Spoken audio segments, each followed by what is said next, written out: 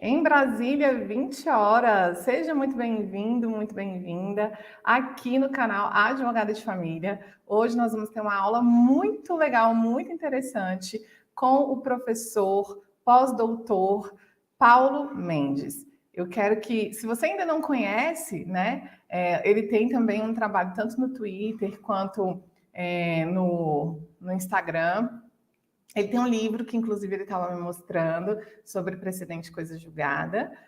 O doutor Paulo Mendes, ele é pós-doutor em Direito pela UFBA, né? Doutor e mestre em Direito pela UFRGS, professor na pós-graduação, na graduação, mestrado e doutorado do IDP, ele, aqui em Brasília, vice-presidente da Associação Brasiliense de Processo Civil, procurador da Fazenda Nacional e coordenador de atuação na PGFN no STF. Seja muito bem-vindo, professor Paulo Mendes. Tudo bem? Olha, primeiramente eu quero te agradecer, né, a sua disponibilidade de estar aqui. Eu sei que você é uma pessoa com muitas atribuições, tanto docente quanto, né, dentro da Procuradoria. Então, eu quero agradecer a sua disponibilidade de estar aqui com a gente hoje. Eu que agradeço, Brenda. Para mim é uma alegria enorme poder estar aqui com seus alunos, com seus seguidores, para a gente conversar um pouquinho sobre esses temas tão importantes, né? E que eu particularmente gosto tanto, né? Como eu estava comentando contigo, eu venho estudando coisa julgada há muito tempo, e esse enfoque, né, sobre as relações de família, acho que é um enfoque muito rico, que tem muito a ser explorado.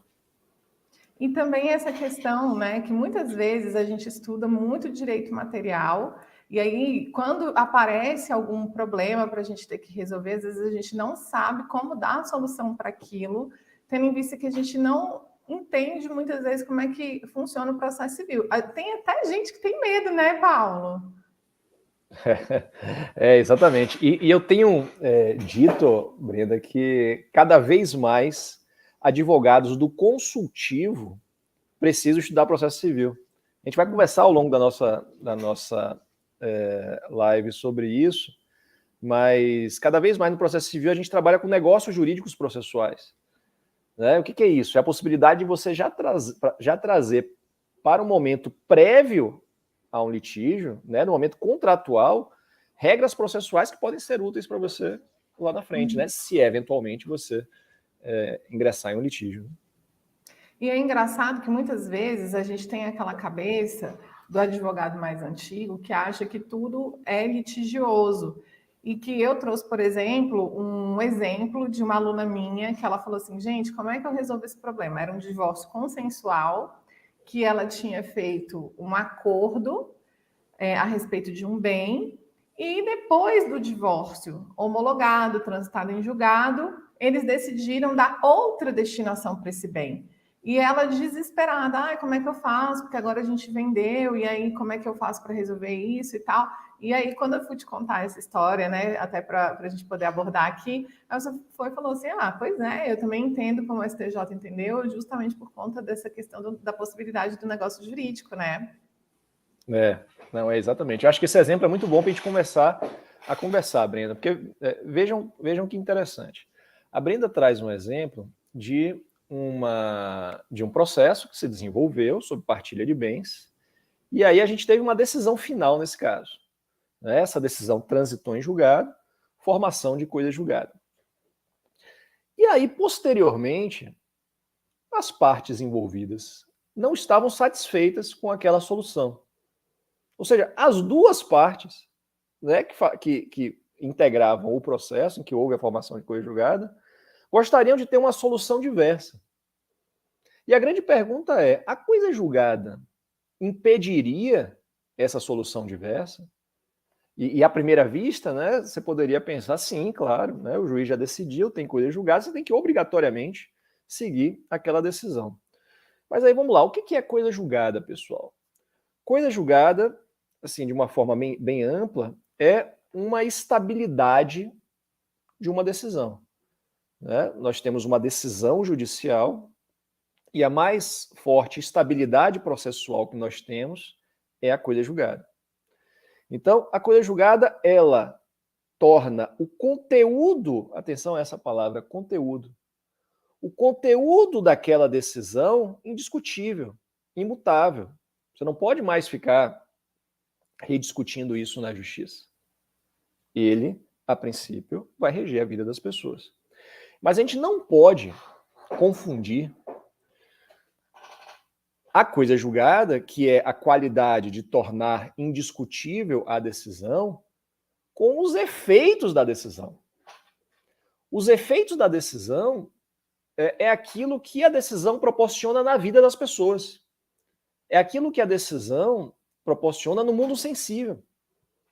Então, por exemplo, se eu tenho uma coisa julgada que determina o pagamento de uma dívida, eu tenho uma decisão estabilizada pela coisa julgada, cujos efeitos é a necessidade de eu ir lá e pagar essa dívida. Mas vocês concordam comigo que esses efeitos podem não se operar? Por exemplo, eu sou o credor, simplesmente não executo. Ou seja, eu tenho uma coisa julgada que me dá um direito e eu simplesmente não exerço esse direito. A gente sabe, inclusive, que tem um prazo para você executar as decisões judiciais, que se chama prescrição da pretensão executória. Se você não executa nesse prazo, você perde o direito, né, à prescrição da pretensão executória. Você perde o direito de executar.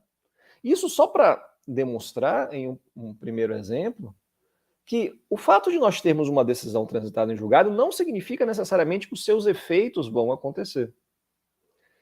E porque a gente tinha um professor, né, Barbosa Moreira, que trazia um exemplo muito bom sobre isso. Ele falava assim, o fato de uma decisão dizer que eu estou divorciado de certa pessoa me impede de eu me casar de novo com essa mesma pessoa?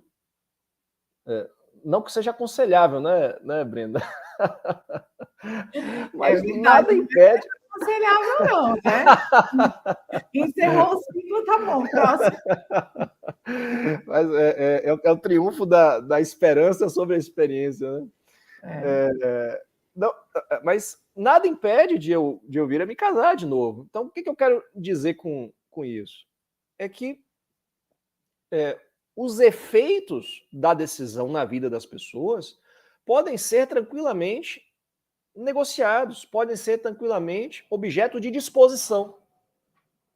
Então, por isso é que não tem qualquer problema de você ter uma coisa julgada, tratando de uma relação material, e no particular é uma coisa julgada sobre partilha de bens, e posteriormente você identificar, as partes identificarem que essa solução não é melhor para elas. E elas renunciarem à coisa julgada. Então essa é uma percepção interessante, porque aí a gente começa a trabalhar com vários assuntos, né? Começa a identificar exatamente o que é a coisa julgada, né? A coisa julgada é a estabilidade da decisão que não se comunica com os efeitos dessa decisão. Não há qualquer problema das partes em comum acordo renunciarem aos efeitos da coisa julgada. E nesse exemplo que a Brenda trouxe para a gente, poderia até disponibilizar para os seus alunos depois, Brenda, o acórdão. Vou até fazer uma publicação no meu Twitter sobre esse acórdão que eu achei muito interessante. Que nada impede da gente chegar a acordos sobre os efeitos dessa decisão. Né? Está sendo um direito disponível. Você pode sequer executar a decisão. Então a gente tem que separar as coisas. O fato de nós termos uma coisa julgada não faz com que você tenha uma situação imutável, né? Você seja agora uma ilha no ordenamento jurídico e que não vai ser afetada por nada que vai acontecer posteriormente. Então, acho que essa é uma visão interessante que a gente tem que ter sobre a coisa julgada e que serviu para orientar esse caso. E tem a ver também com disponibilidade, com consensualidade, com métodos alternativos de solução de litígio, né, com a desjudicialização. Ô, professor, eu estava assistindo uma aula sua, né? Porque, assim, quando eu pego uns assuntos um pouco difíceis, eu tenho que estudar também, né? Professor, estuda também, Paulo? Pois é, pois é. Acham que E a eu gente chega aqui, adoro né? aprender com você, eu te acho extremamente didático. E você trouxe uma questão que eu achei muito importante, que você até ressaltou. Você falou assim: olha, o conteúdo.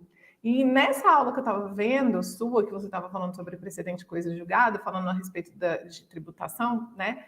Em dado momento, quem estava conduzindo a questão estava falando sobre a modulação e tal.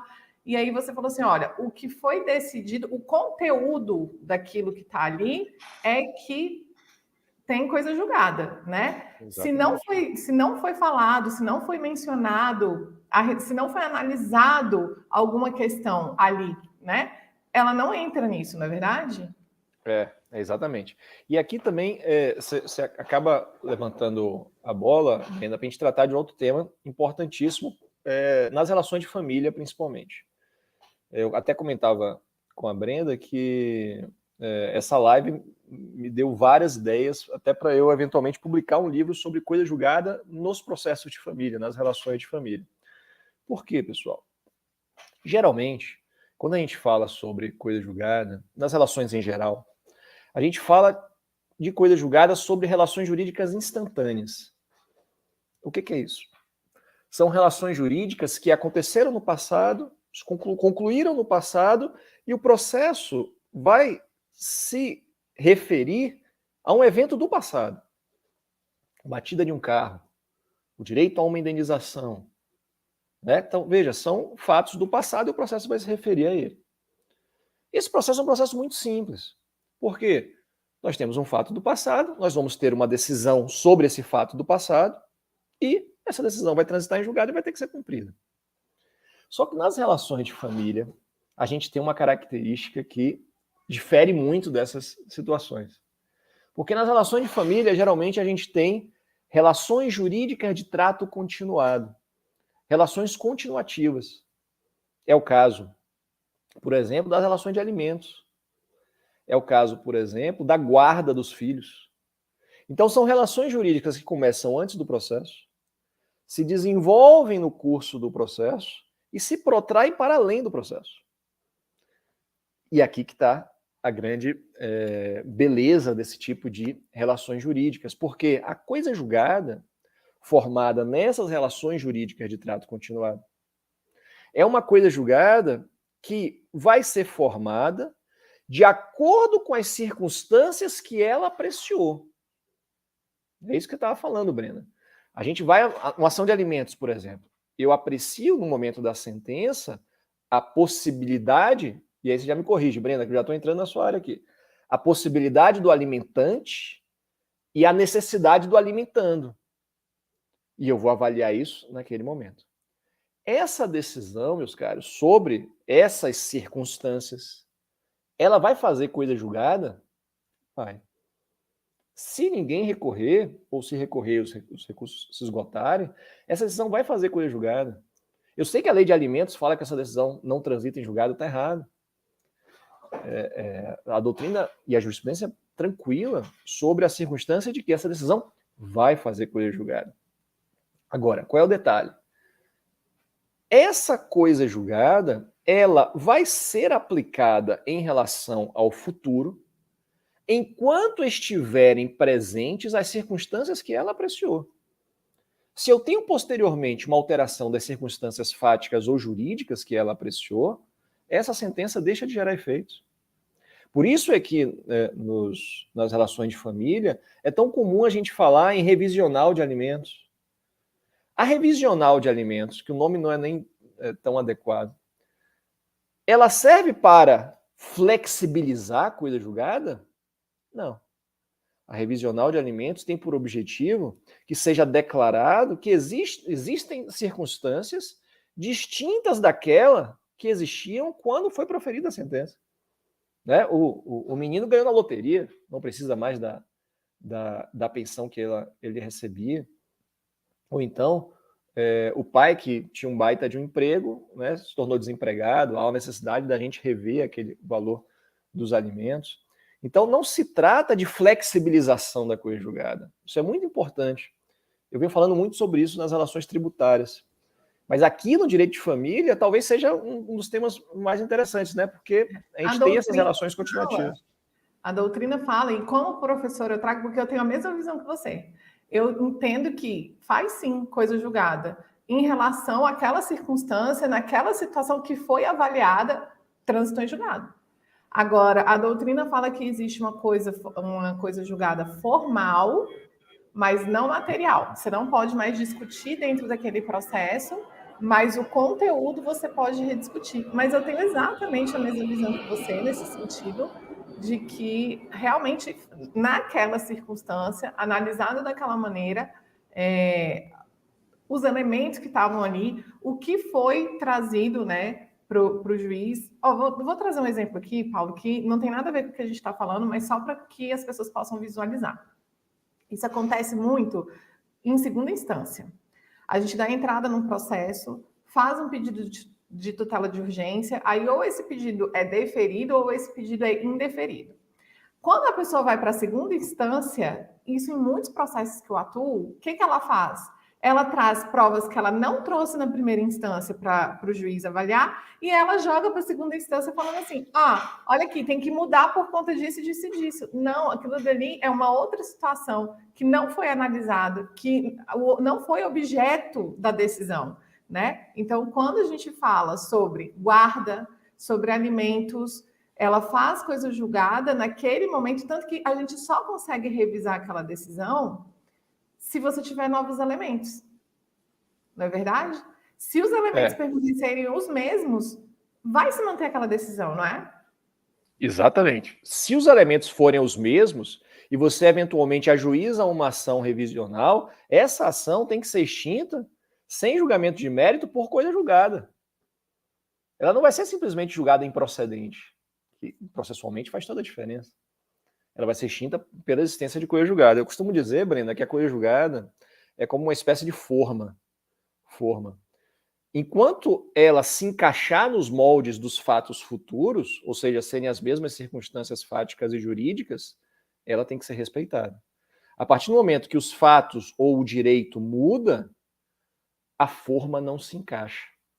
Ou seja, a coisa julgada não se aplica.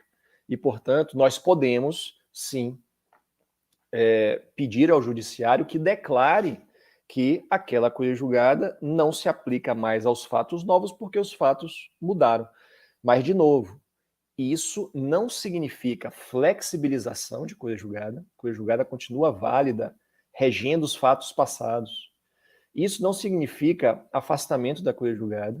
É simplesmente a gente identificar quais são os limites, os objetivos dessa coisa julgada, sobre o que ela se aplica. Eu tenho um outro exemplo muito bom, Brenda.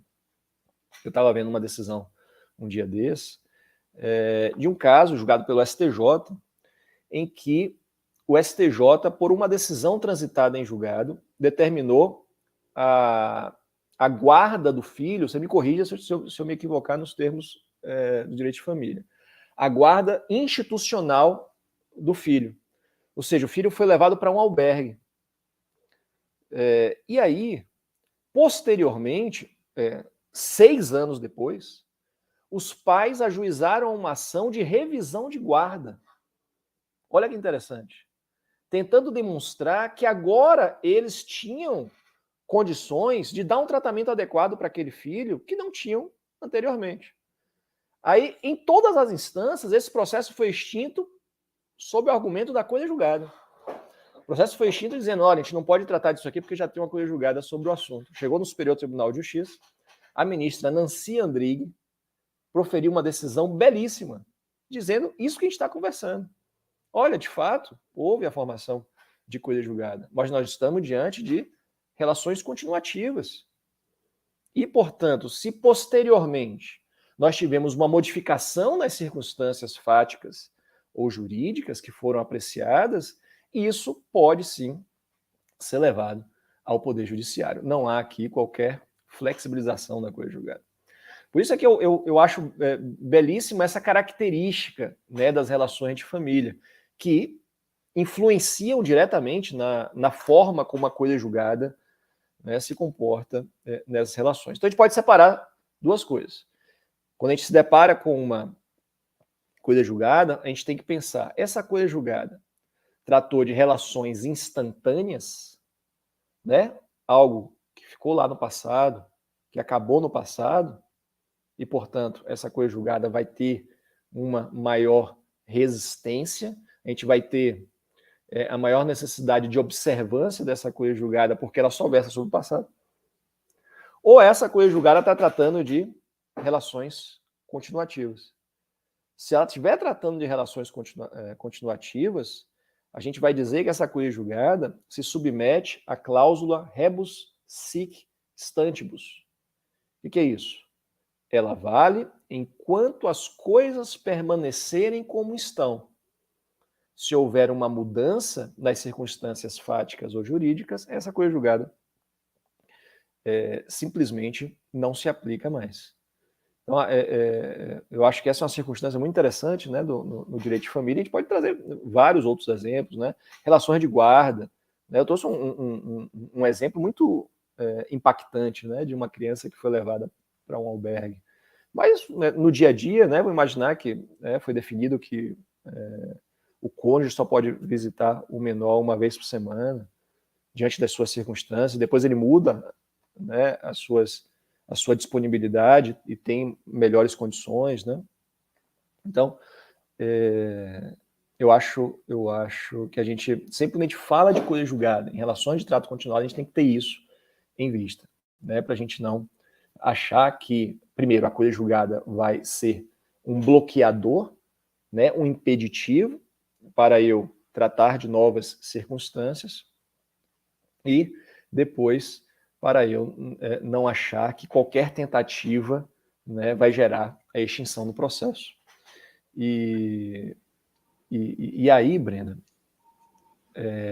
quando a gente já falou sobre coisa julgada de relações instantâneas, coisa julgada de relações continuativas, e falou um pouquinho sobre negócios processuais, né? O que eu queria? Eu queria muito falar contigo sobre isso, Brenda, porque eu acho que é algo que você poderia explorar bastante aí, até na sua atuação profissional e com seus alunos. Cada vez mais no processo civil, a gente tem falado da possibilidade das partes negociarem sobre o processo. Né? Da gente chegar a acordos sobre como o processo deve tramitar na justiça. Eu já vi, por exemplo, um amigo meu, advogado, dizendo que ele já fez um acordo que proibia determinadas provas no processo. Eu fiz com cláusula de paz. Então, era proibido ingressar em juízo sobre aquele mesmo assunto por 2 anos, numa ação de alimentos. Isso a gente chama no processo civil de cláusula non petendo. Né? É um acordo de não demandar. Isso é um negócio processual. E olha que interessante, né? Você chegou a um acordo sobre um direito processual, sobre um direito fundamental previsto na Constituição, que é o direito fundamental de ação. Vê o alcance disso, né? E justamente porque eles eram extremamente beligerantes. E todo dia eles entravam com ação para discutir a questão de alimentos. E, gente, isso aqui não tem condição, porque, assim, é isso. Se ele continua no mesmo emprego, se ele continua ganhando o mesmo tanto, se a criança continua tendo exatamente as mesmas necessidades, toda hora ingressar com uma revisional de alimentos, ele já tinha ingressado com 3 revisionais de alimentos no mesmo ano. Toda hora entrar com uma ação de revisional de alimentos, aquilo dali não dava, sabe? É impossível, porque para quem administra o dinheiro, que no caso era a mãe, ela tem um custo com o advogado. Porque olha que coisa engraçada, é possível você pedir a perda, né, ali do dinheiro que você tiver gastado por conta da falta de pagamento de pensão alimentícia, só que se você fizer esse pedido, falando assim, olha, eu tive que pagar um advogado para ingressar com essa ação, para cobrar a pensão porque ele não pagou, ou para pedir a revisão porque, né, ou responder uma ação revisional, o juiz fala que o contrato não pode ser transferido para terceiros. Então, chega a ser uma coisa assim absurda. E a gente fez esse acordo, né, para que eles não demandassem mais sobre o mesmo assunto por pelo menos 2 anos. Né? Que é interessantíssimo. Vou começar a falar desse seu exemplo também nas minhas aulas. E a gente pode pensar em vários acordos, né, processuais. Você pode pensar... vejam que interessante, isso são acordos que podem ser feitos, como fez a Brenda, antes de existir qualquer litígio. Uhum.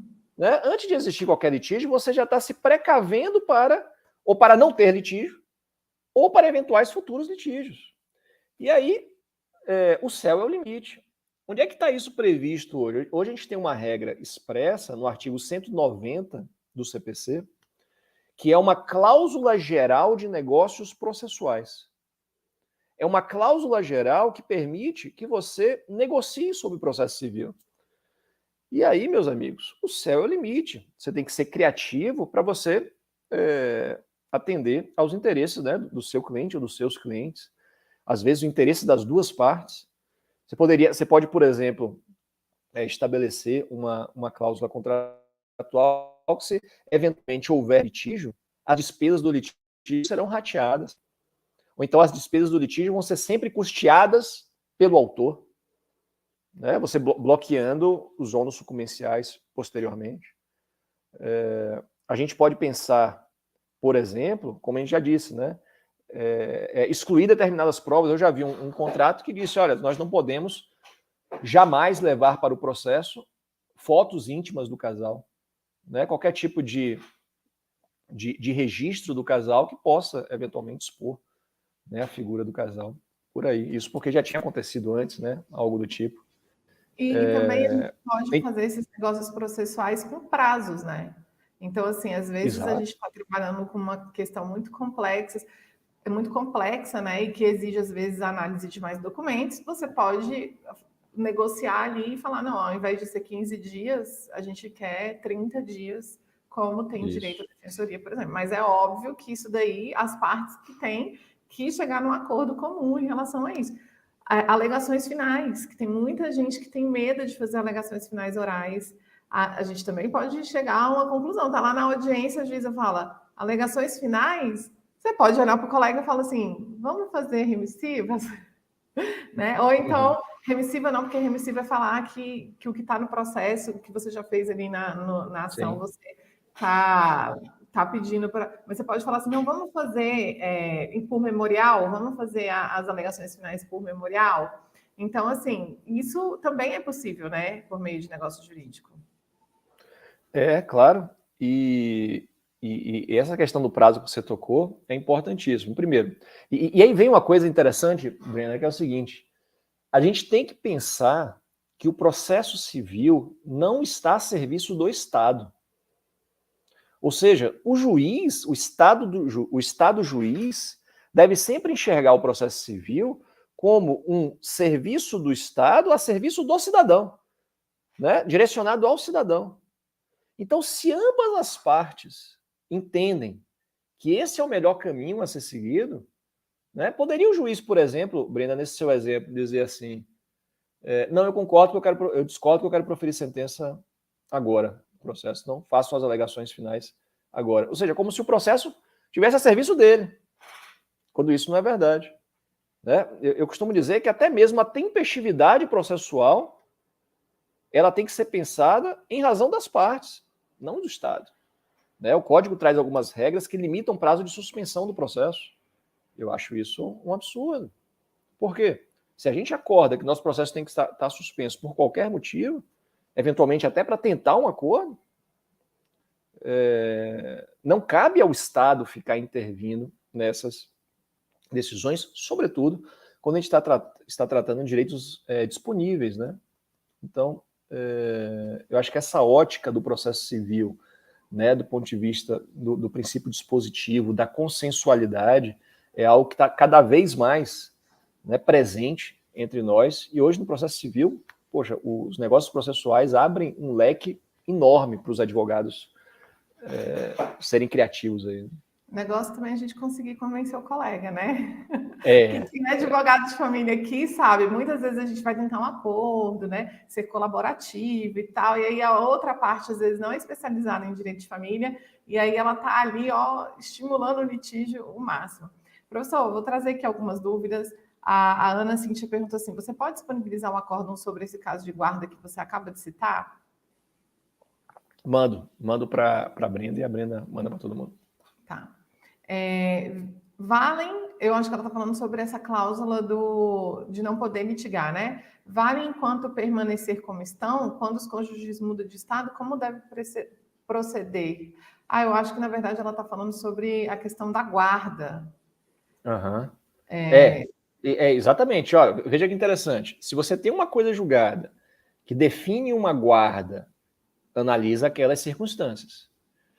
Se um dos cônjuges muda de estado, o que é isso? Muda de estado, veja, muda estado federativo, né? Sai do Distrito Federal e vai para a Bahia.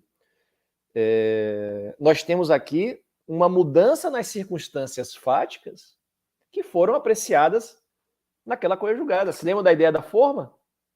A forma não se encaixa mais. Por quê? Essa coisa julgada foi apreciada naquelas circunstâncias fáticas em que estavam todos morando na mesma cidade, no mesmo estado. Se alguém se muda, nós temos aqui uma mudança nas circunstâncias fáticas apta a fazer cessar a eficácia da coisa julgada. Não é que eu vou desconstituir a coisa julgada vai valer para o passado. Agora, dali para frente, nós temos a possibilidade de ter uma nova regulação daquela relação jurídica, e a coisa julgada não é um óbice a isso, justamente pela alteração das circunstâncias fáticas.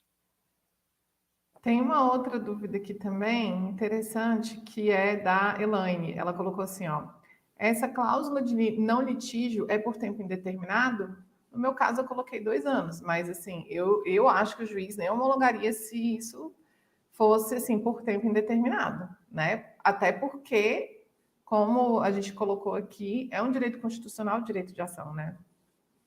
Que você também entende assim ou não? Você acha que pode ser por tempo indeterminado? Eu concordo, principalmente porque quando a gente mexe com direito de família, a gente muitas vezes está tratando de direitos indisponíveis, né? Tá tratando de questões muito relacionadas à dignidade da pessoa humana. Então aqui eu acho que a gente tem que ter alguns temperamentos, né? Mas no processo civil, sobretudo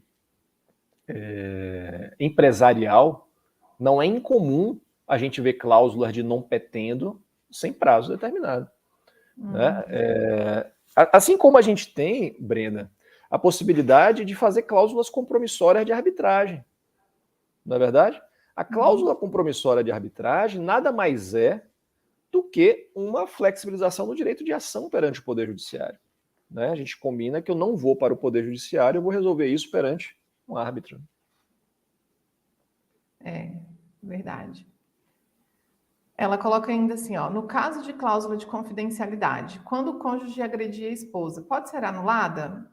Esse negócio jurídico, por exemplo, eu fui lá e coloquei, olha, vão ficar 2 anos sem poder litigar a respeito desse assunto. Acontece uma coisa nova.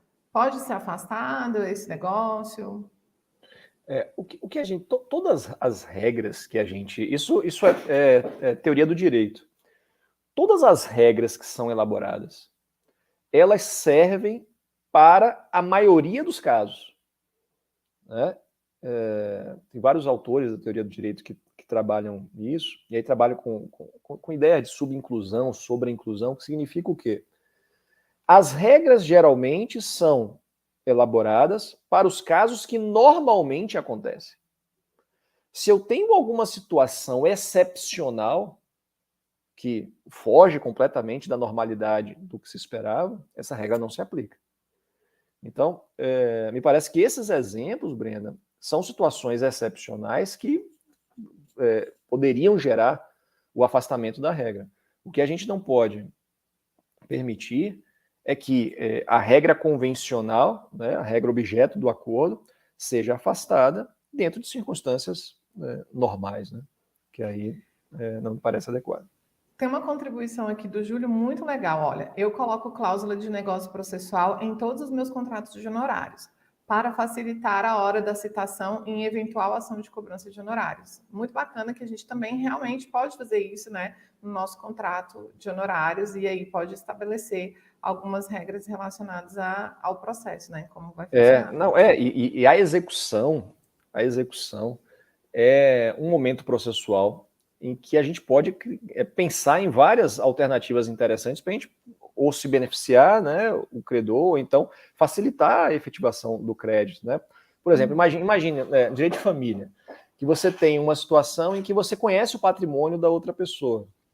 Você pode dizer que determinado bem pode ter preferência na execução. E você já ter todos os elementos do bem no contrato. Né? Veja o quanto isso facilitaria, né, um processo judicial. Então você pode, por negócio processual, estabelecer que certos bens vão ter preferências na execução, na efetivação daquele crédito. É verdade. Bom, aqui a gente abordou essa parte, né, de coisa julgada, e eu acho que agora a gente pode entrar a respeito de precedente, né? Primeiro, Legal. quando a gente até foi conversar a respeito desse nosso bate-papo aqui hoje, né, sobre essa sua aula, eu falei assim, olha, eu acho interessante a gente trazer, né, o que é o precedente, o que caracteriza, como é que eu sei que isso daqui é um precedente, se vincula ou se não vincula, porque muitas vezes existe essa dificuldade, né, de visualizar o instituto. Então, eu acho que a gente pode passar aqui agora para essa parte do precedente. Pode ser? Claro, muito legal, Brenda. E é interessante a gente, em primeiro lugar, saber por que o Paulo e a Brenda estão falando de coisa julgada e precedente. Porque talvez esse seja um dos assuntos mais rumorosos do momento, que o STF proferiu uma decisão, há uns dias atrás, estabelecendo algumas relações entre coisa julgada e precedente. Né? Se você tem a coisa julgada e tem um precedente judicial em sentido diverso, editado posteriormente, se essa coisa julgada pode ser abalada ou não. Né? Por isso que esse assunto está tão em voga. Mas vamos lá. Vamos começar a entender o nosso sistema de precedentes. O que está acontecendo no Brasil, pessoal, ultimamente? Isso já vem de um tempo, mas ultimamente de maneira mais efetiva. Cada vez mais, as decisões dos tribunais superiores servem para orientar a sociedade como ela deve se comportar. Né? Isso é desejável porque a gente vive em um país com uma tradição do civil law, né, do direito romano canônico. Qual é a característica da nossa tradição jurídica? Sempre confiar na lei. A lei era o elemento do direito, era a fonte normativa que nos conferia a segurança jurídica. Então, se estava previsto na lei, eu tenho tranquilidade para dizer que eu tenho um direito previsível. Mas o que a gente foi percebendo ao longo do tempo? Que a lei precisa ser interpretada. E na interpretação da lei, eu posso chegar a uma conclusão diferente da Brenda. E é exatamente isso que proporciona a divergência jurisprudencial. Vocês devem lembrar que durante muito tempo se discutiu se os avós deveriam pagar alimentos para os netos. Né? Salvo engano, hoje tem previsão específica no Código sobre isso. Mas durante muito tempo não tinha. Alguns juízes entendiam que os avós deveriam pagar alimentos, outros entendiam que não deveriam pagar alimentos. Vejam quanto isso é ruim para o direito. Né? Vocês, como advogados, como é que você orienta seu cliente? Como é que você orienta seu cliente? Né? Fique tranquilo que você não vai ser obrigado a pagar alimentos, ou então, olha, cuidado, porque você vai ser obrigado a pagar alimentos. A gente fica numa total imprevisibilidade do direito vigente. Por que isso, pessoal? Porque várias vezes a legislação não é suficiente para conferir segurança jurídica. Porque na medida em que ela é interpretada, nós chegamos a conclusões diversas. Como é que a gente resolve esse problema? Por meio de um órgão do Estado que dê a palavra final sobre o conteúdo normativo do direito que rege as nossas vidas. E esse órgão que vai dar essa palavra final hoje, pela nossa Constituição, são os tribunais superiores. O Superior Tribunal de Justiça, em relação às questões infraconstitucionais, e o Supremo Tribunal Federal, em relação às questões constitucionais. O que eu quero dizer com tudo isso, gente? Cada vez mais, no Brasil, o STJ vem informando à sociedade qual é o direito que rege as nossas vidas. Mas por quê? Porque ele é superpoderoso? Porque ele está usurpando a função do legislador? Nada disso, gente. Porque a gente precisa de um órgão que resolva os problemas interpretativos e informe para a gente qual é o direito que rege as nossas vidas. A gente costuma falar muito, né, na teoria do direito, que você só tem segurança jurídica se você conhece o direito que rege a sua vida. Você só tem liberdade se você sabe as consequências dos atos que você pratica. Por isso que é essencial no nosso país que o momento chegue ao final. Que no momento a gente tenha a palavra final do Estado a respeito qual é o direito que vai reger as nossas vidas. Eu sei que no direito de família a gente tem um problema de ter muitas especificidades fáticas. E aí os precedentes acabam sendo um pouquinho mais abertos. E aí com possibilidade de aplicações diversas. Mas daqui a pouco a gente fala um pouco sobre isso. Então, onde eu quero chegar?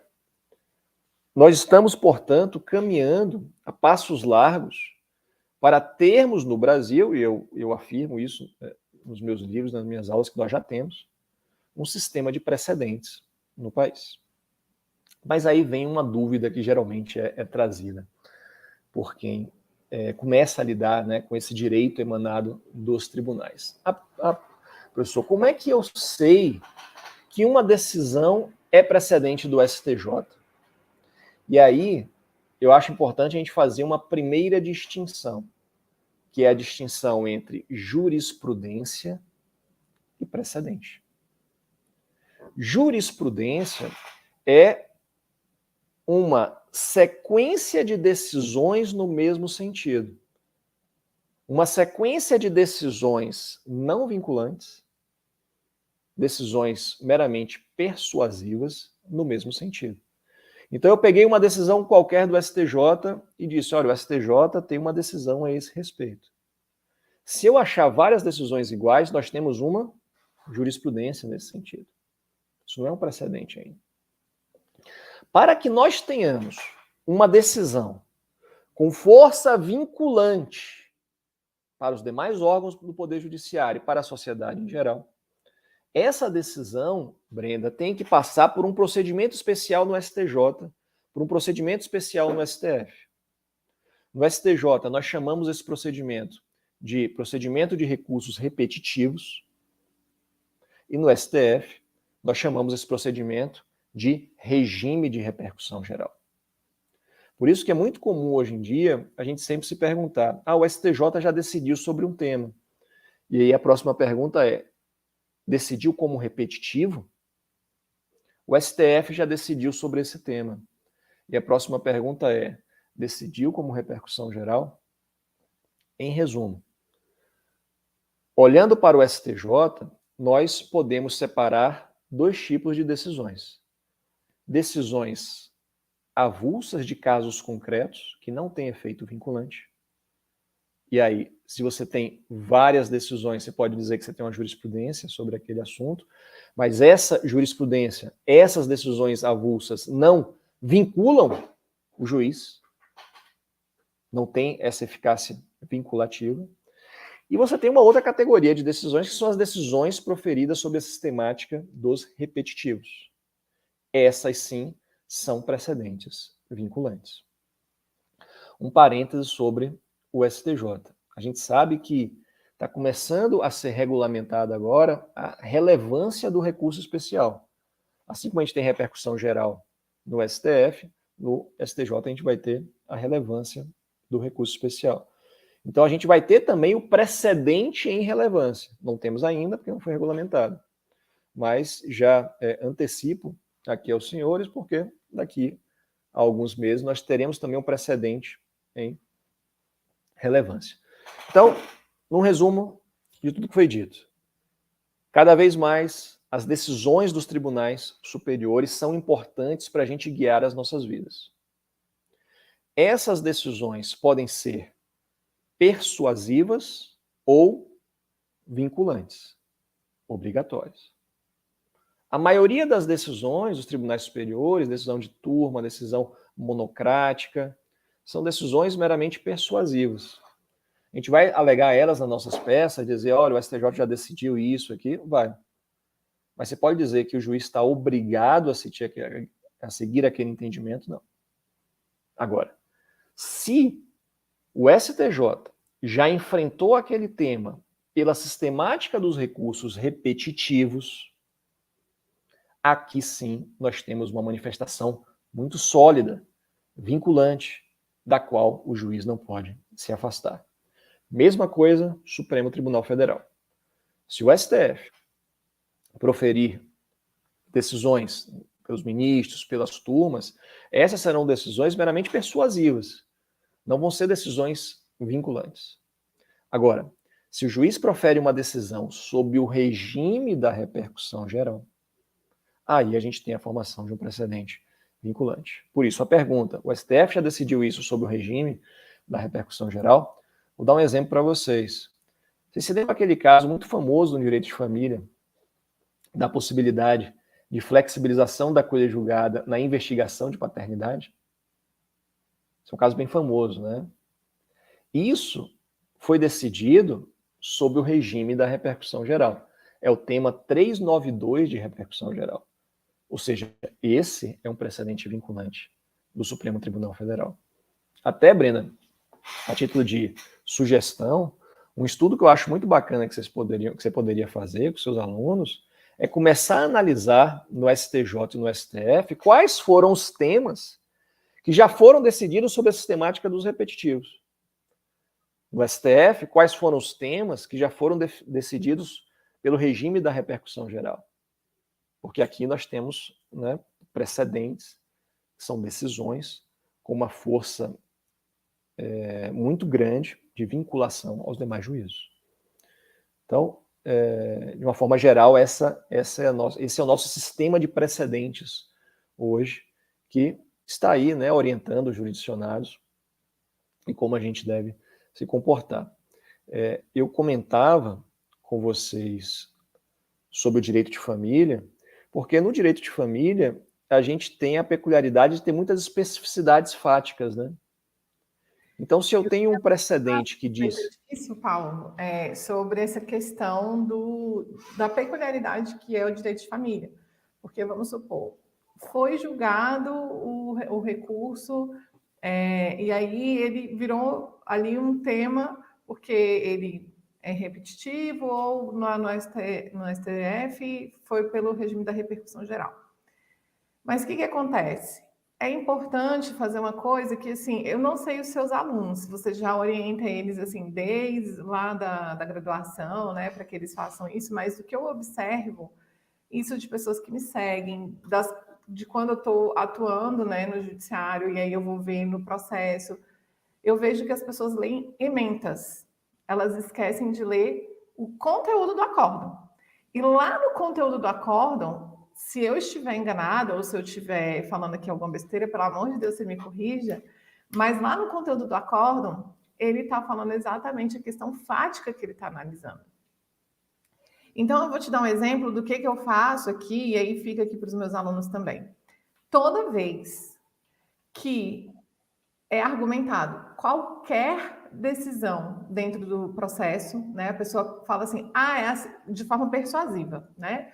Ou ali pedindo a aplicação de um precedente. Mas a maior parte das vezes a pessoa está usando jurisprudência de forma persuasiva. Aí ela vai e coloca assim, este é o entendimento do tribunal, vejamos. Aí coloca lá 2 pontos e taca a decisão lá.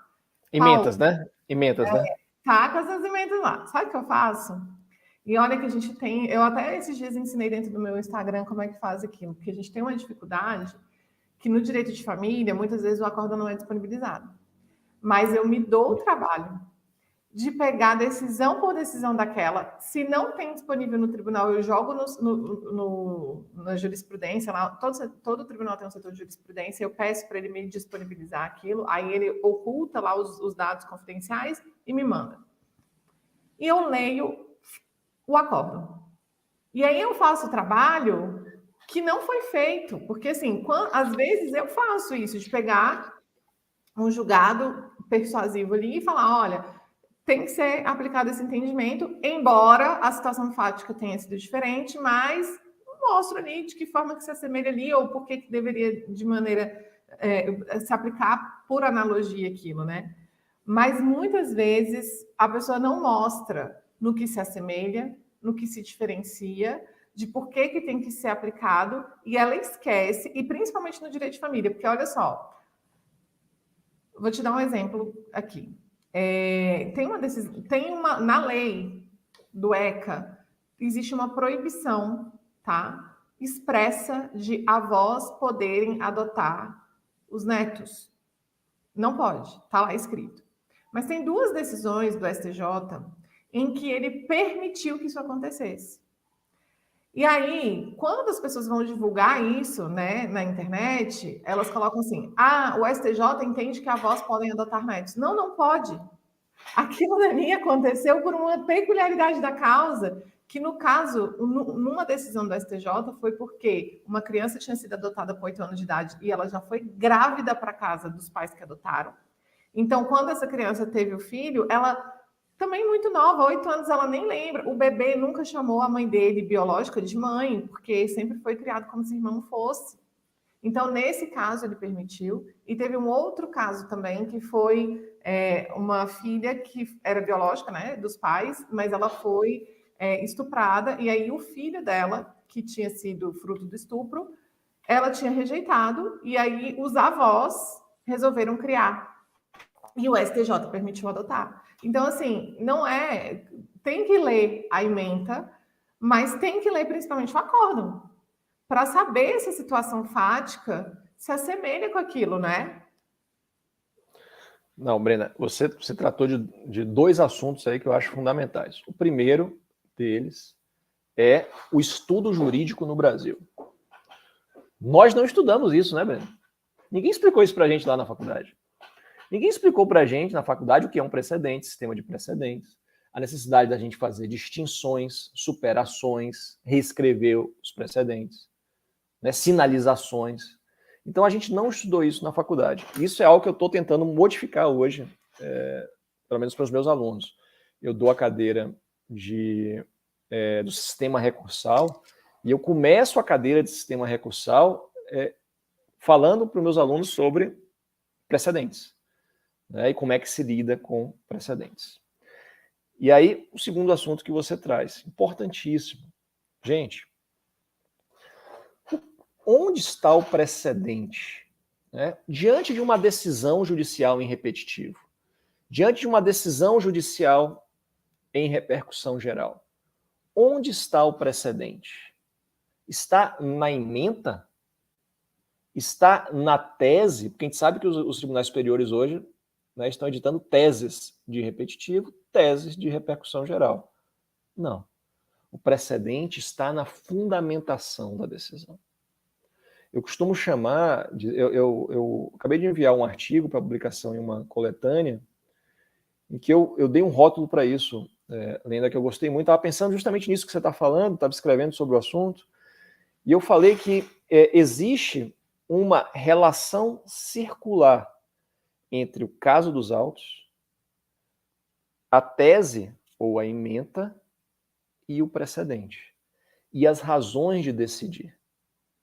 Assim como a ementa, a tese, deve guardar uma relação estreita com o precedente, com as razões de decidir e com o caso dos autos, quando ela é formada. Quando ela for interpretada, ela não pode ser aplicada sem eu voltar ao caso dos autos. Então, veja, primeiro a gente vai, a partir do caso dos autos, a partir da fundamentação, para formar a ementa e o precedente, para formar a ementa e a tese. E aí depois, para aplicar a tese, você tem que voltar para o caso dos autos, para verificar exatamente o que foi decidido no processo. É o que eu chamo de teoria da relação circular entre o caso, o precedente e a ementa ou a tese.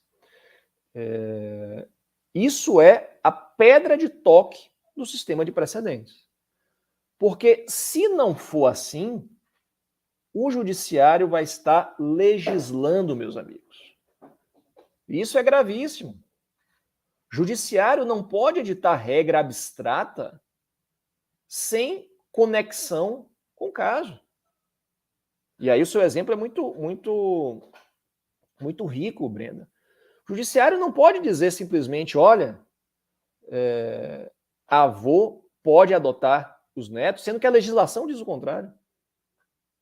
O que o judiciário fez no seu caso foi identificar, se lembra aquilo que eu falei, que as regras servem para a maioria dos casos? Essa situação que você trouxe, Brenda, na teoria do direito, a gente chama de sobreinclusão. Ou seja, a regra acabou dizendo mais do que ela deveria dizer. A regra acabou alcançando casos que ela não deveria alcançar, que são esses casos absurdos que você trouxe. E aí, o próprio ordenamento possibilita o quê? Uma exceção à aplicação da regra. Então, na minha avaliação, essa sua preocupação, e explica para os seus alunos, esse seu esforço, né, no dia a dia, acaba desmoralizando, né, Brenda, o outro advogado, porque ele foi pelo caminho simples, né, pegou a ementa, jogou lá e tal, e achou que ia dar certo, e quando você vai nas razões de decidir, nas circunstâncias do caso, que delimitam o alcance do precedente, isso é importante ser dito, né, você acaba demonstrando que não tem nada a ver com aquele caso que ele quer aplicar. E é assim que se trabalha com precedente. Vou trazer só um exemplo aqui, que é muito comum dentro do nosso assunto, que é o direito de família, né? Foi a decisão do STF em relação à equiparação da união estável com o casamento. Uhum. Mas veja, ele equiparou no sentido de dizer que lá na sucessão, quando existe lá a morte e tal, o companheiro não vai ficar lá por último, porque ele ficava, inclusive, depois dos colaterais.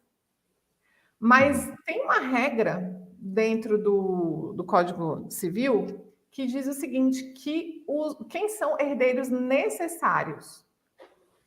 Os ascendentes, os descendentes e o cônjuge. E várias pessoas falam, mas o STF equiparou o casamento, a união estável ao casamento. Sim, mas naquela circunstância relacionada à sucessão. Ele não falou absolutamente nada em relação ao companheiro ser também herdeiro necessário. O que traz aí também implicações jurídicas, porque, por exemplo, se a pessoa só tem companheiro, não tem pai, não tem mãe e não tem filho, ele pode fazer um testamento com 100% do patrimônio dele. Então, seria o companheiro também um herdeiro necessário, sendo que a regra não fala sobre isso?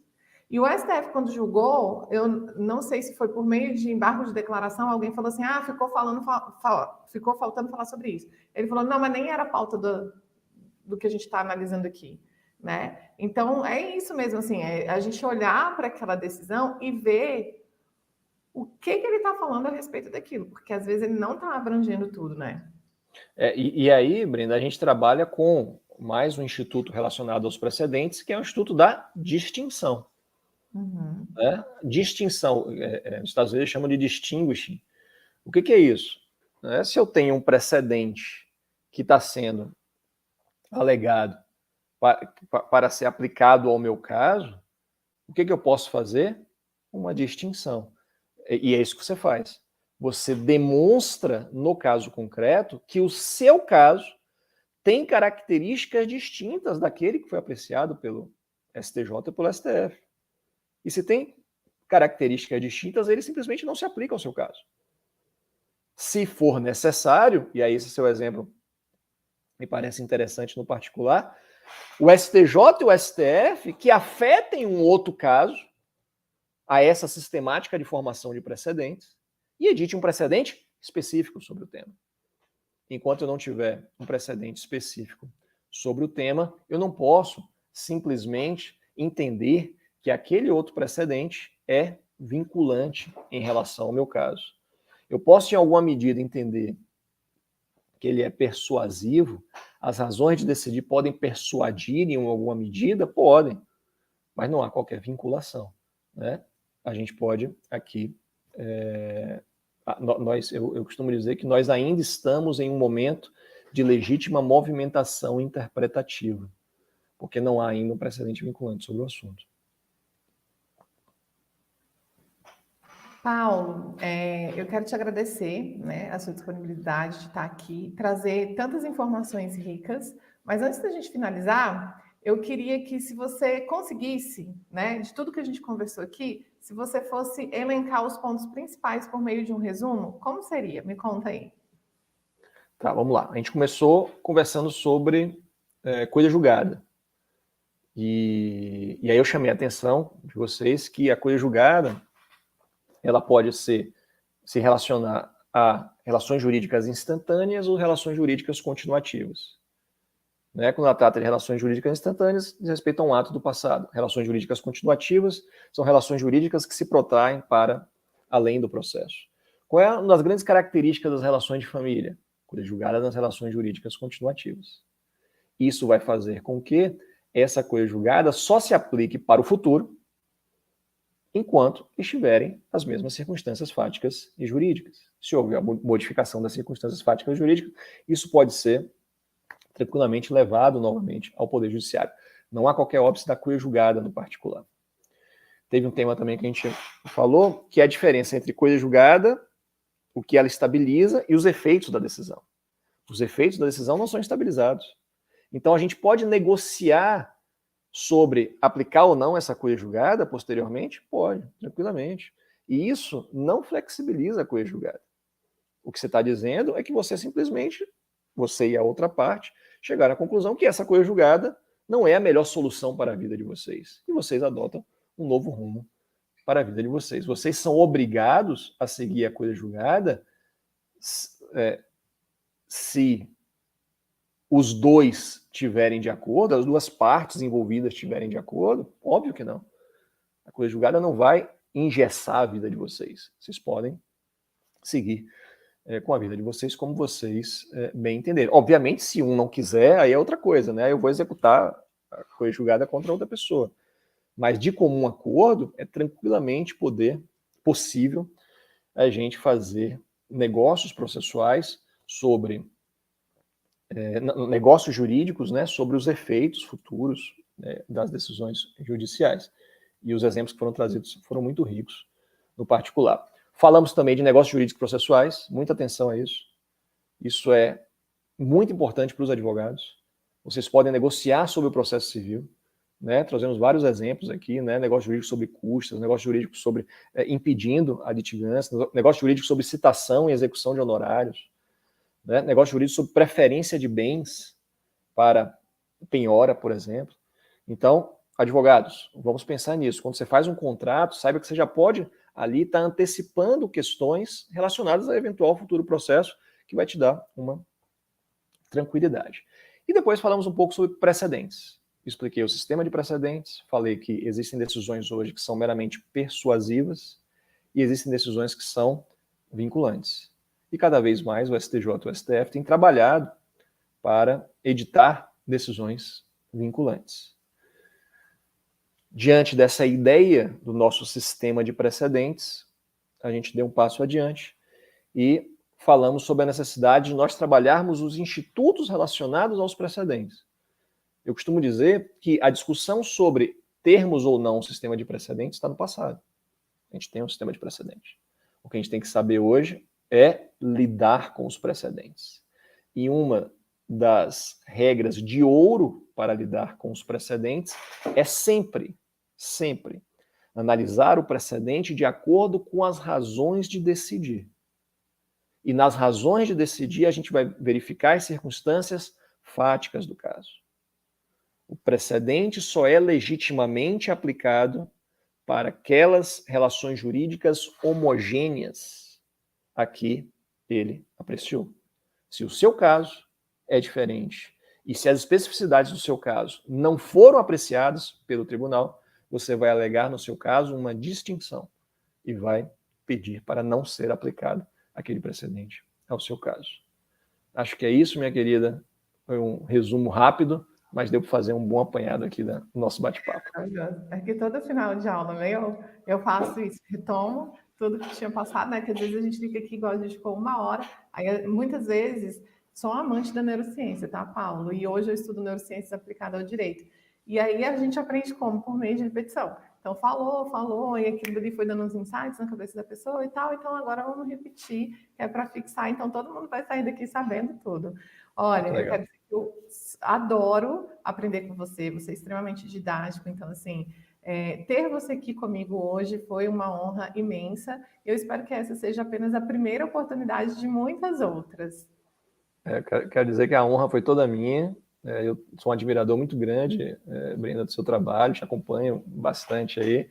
E esse casamento, né, direito de família e direito processual civil, é algo muito frutuoso, né? Eu acho que a gente tem várias coisas para explorar e faço votos também que essa parceria vá longe. Inclusive, quero que já saia esse livro que você falou a respeito lá dos precedentes, né, de alimentos, que eu até falei. Eu vou ser a primeira, como eu digo aqui para a Júlia, número 1, vou ser a primeira que vai lá comprar o livro, viu? Ah, você também tem um livro, né, Paulo? Mostra esse livro aqui para gente. Isso. Mas a gente consegue comprar? Não, tá esgotado. Ah, tá eu esgotado. Eu tô escrevendo a segunda edição de um outro livro meu, nesse momento, né? Estou escrevendo, que é sobre fonte do direito processual. Aí depois eu quero me dedicar a esse de novo e vou publicar uma segunda edição. Ah, tá bom. Paulo, muito obrigada. Eu vou deixar esse espaço aqui para você poder se despedir e também convidar todo mundo que está aqui dentro da nossa aula hoje a conhecer o perfil. Tá até aqui no nome do Paulo, tá? @paulomendes_pro. Também deixei ao longo aqui da live. Então, eu vou deixar aqui esse momento para você. Fique à vontade. Muito obrigado, minha querida. Eu fiquei muito feliz de estar aqui com você. Foi muito bom ter vindo falar um pouco sobre coisa julgada e precedentes nas relações de direito de família, porque me tirou um pouco do meu dia a dia. Eu falo muito sobre direito tributário, né? Porque é o assunto que eu milito, né, no foro, mas como professor e como acadêmico, eu me dedico muito a esses assuntos para além do direito tributário. Então, foi muito legal essa oportunidade da gente oxigenar esses temas a partir, né, da ótica do direito de família. Conta sempre comigo e seguimos juntos. Depois eu vou te perturbar, porque a gente também tem tributação dentro de partilha de bens. Então, depois eu vou falar, vem, Paulo, vem aqui ensinar para a gente sobre tributação aqui na partilha de bens. Recentemente, o STF decidiu sobre a incidência de imposto de renda sobre pensão alimentícia. Sim, eu atuei nesse caso. Sobre a não incidência, né? E você estava defendendo o quê? Que era para incidir? Vamos deixar para conversar sobre isso depois.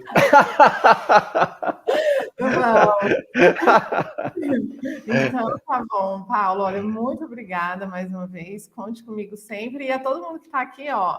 A Ana Cintia colocou aqui, ó. Obrigada pela aula, professor Paulo. A ACB Advocacia, adorei a aula, muito bacana. A Karen colocou, esse tema foi muito interessante, não tinha conhecimento sobre isso. A Dines colocou aqui, ó, super aula, estou amando. Que legal. Então, o pessoal gostou muito aqui e eu te convido já deixo aqui o convite para que a gente tenha aí outras oportunidades. A Pri colocou aqui, ó, grata, surreal.